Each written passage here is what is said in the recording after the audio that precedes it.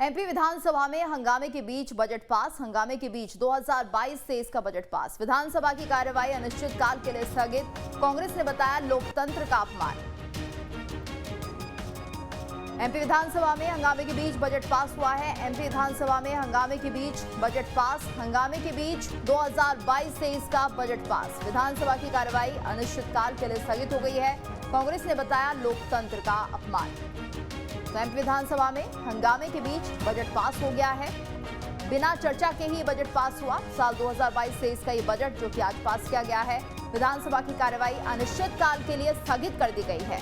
कांग्रेस ने बताया लोकतंत्र का अपमान। तो छत्तीसगढ़ विधानसभा सत्र का 8वां दिन और वहीं मध्य प्रदेश विधानसभा का भी 8वां दिन है और जिसके चलते साल 2022-23 का बजट पास हुआ है। विधानसभा की कार्यवाही अनिश्चितकाल के लिए स्थगित कर दी गई है। और ज्यादा जानकारी के लिए बात करेंगे संवाददाता शुभम से।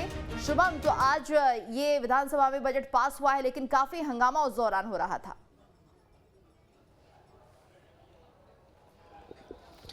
देखिए, बिल्कुल आज विधानसभा की कार्रवाई का 8वां दिन था और पहले दिन से ही हमने देखा कि विधानसभा के इस बजट सत्र में खासा हंगामा होता रहा। पहले दिन जीतू पटवारी ने राज्यपाल के अभिभाषण का बहिष्कार किया और उस दिन सदन में इस बात को लेकर भी हंगामा हुआ। जीतू पटवारी मौजूद भी नहीं थे और उसी बहिष्कार के चलते आज जीतू पटवारी को विधानसभा की अनुशासन समिति के द्वारा एक नोटिस भी भेजा गया है।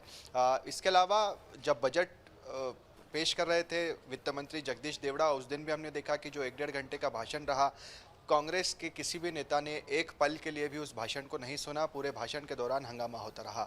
आज की बात करते हैं। प्रश्नकाल के दौरान शुरुआत में ज़रूर बहस हुई, बातचीत हुई, शून्यकाल शुरू हुआ और उसके बाद फिर लगातार बजट को लेकर बातचीत हुई। इस दौरान हमने देखा कि कांग्रेस के नेता लगातार हंगामा करते रहे, विरोध प्रदर्शन करते, यहाँ तक कि हमने तो पहली बार देखा कि कांग्रेस के विधायकों ने लेट कर जो है वो विधानसभा में प्रदर्शन किया।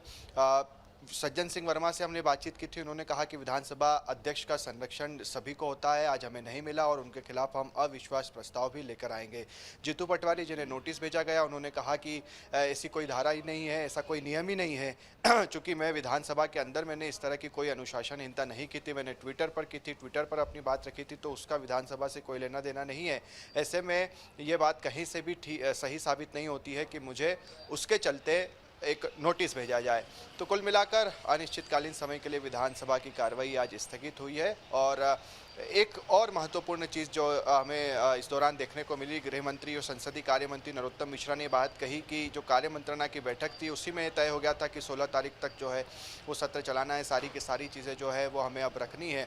उसे लेकर भी सज्जन सिंह वर्मा ने कहा कि ऐसा बिल्कुल नहीं है, संसदीय कार्य मंत्री नरोत्तम मिश्रा झूठ बोल रहे हैं और अगर ऐसा वाकई में सच है तो सज्जन सिंह वर्मा इस्तीफा देने को तैयार है और अगर ये झूठ है तो फिर संसदीय कार्य मंत्री क्या नरोत्तम मिश्रा भी इस्तीफा देंगे।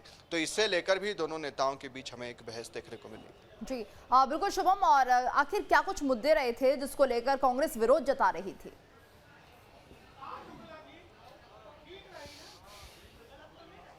देखिए, कांग्रेस का यहाँ पर यही विरोध था क्योंकि जब शुरुआत में ही सीधे बजट पर बात आ गई, उसके बाद से कांग्रेस के विधायक लगातार ये बात कहने लगे कि इस सत्र को खत्म करने की कोशिश की जा रही है और उस दौरान लगातार कांग्रेस के विधायक हंगामा करते रहे। सज्जन सिंह वर्मा बार बार बोलते रहे कि ये लोकतंत्र का अपमान है, लोकतंत्र की हत्या है और साथ ही साथ ये बात भी उन्होंने कही कि हमारे विधायक पूरी तैयारी कर आए हैं, हम चर्चा के लिए तैयार हैं, आखिरकार क्यों नहीं चर्चा की जा रही है। ये सारी चीज़ें होती रही और इसी बीच थोड़ी ही देर बाद तकरीबन 1 बजे विधानसभा की कार्रवाई अनिश्चितकालीन समय के लिए स्थगित कर दी गई।